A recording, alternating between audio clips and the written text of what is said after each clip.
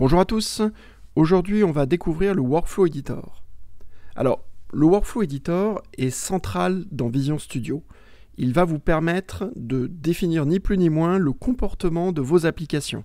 Donc il faut absolument le maîtriser. Alors, comme son nom l'indique, le Workflow Editor va vous permettre d'éditer des workflows, de créer des workflows. Et pour Vision, un workflow, c'est une succession de tâches génériques liées entre elles par des transitions. On le voit ici, on a une tâche départ, une tâche créer un objet, formulaire et fin. Et les transitions, c'est les lignes blanches que vous voyez. Il y a à peu près 60 tâches génériques à l'heure où j'enregistre cette vidéo. Le Workflow Editor est un outil similaire au Data Modeler. On retrouve la barre d'outils qui se trouve en haut, donc avec, on va dire de manière classique, les outils pour créer du contenu, on y reviendra un peu après, des annulés, rétablir, la possibilité d'agrandir ou de rétracter les nœuds. Un nouvel outil par contre qui apparaît, c'est l'outil de versionning qui va vous permettre de créer des différentes versions de vos workflows pour éviter de perdre vos données tout simplement. On retrouve l'outil d'annotation. On a également l'outil de validation du diagramme. On avait le même outil sur le Data Modeler pour valider le schéma de base de données. On a un nouvel outil qui est le player, qu'on va voir un peu plus en détail dans une vidéo. Et puis l'outil de Smart Link, de partage de vos workflows. Et puis après, on a l'outil de publication, idem pour le Data Modeler. Alors on va créer un workflow pour voir comment fonctionne le Workflow Editor. Je fais clic droit sur Workflows, ajouter un workflow, et on va l'appeler Workflow 1. Voilà.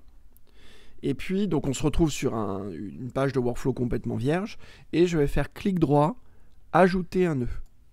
Et je vais commencer par le nœud de départ.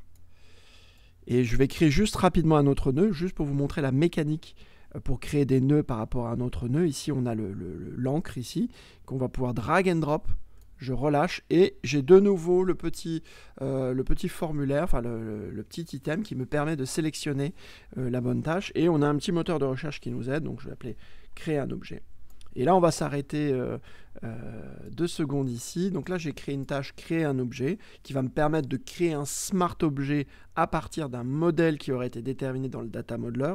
Ici, on a 2 modèles dans ce contexte-là, un immatriculation et un voiture.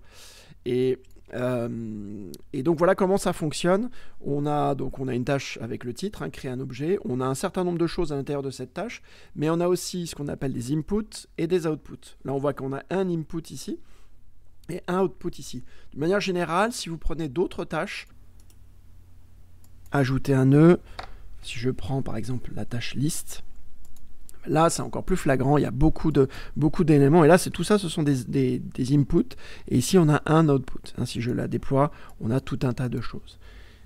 On verra dans une vidéo suivante comment fonctionnent ces inputs, et comment on les calcule, et comment ils interagissent avec la tâche en question. Dernière chose importante sur le Workflow Editor, c'est l'inspecteur que l'on peut déplacer.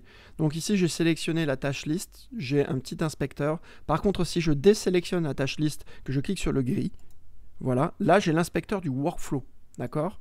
Et dans cet inspecteur du workflow, je vais pouvoir voir donc la clé du workflow, bon, ça peut nous intéresser, mais surtout le nom du workflow, l'icône qui représente ce workflow. Donc on peut associer une icône, c'est intéressant quand on va générer des interfaces qui vont utiliser ce workflow, et bien on va préfixer le nom du workflow par une petite icône. Par exemple, un charts. On va pouvoir taguer notre workflow. Ça, c'est intéressant pour faire des sélections. Et puis, on va pouvoir aussi y ajouter des variables et des profils. Alors ça fait partie d'une utilisation avancée des workflows, et on verra ça dans une prochaine vidéo. On a fait le tour sur le Workflow Editor. La prochaine vidéo sera justement sur le système de nœuds de workflow qui est très important à maîtriser.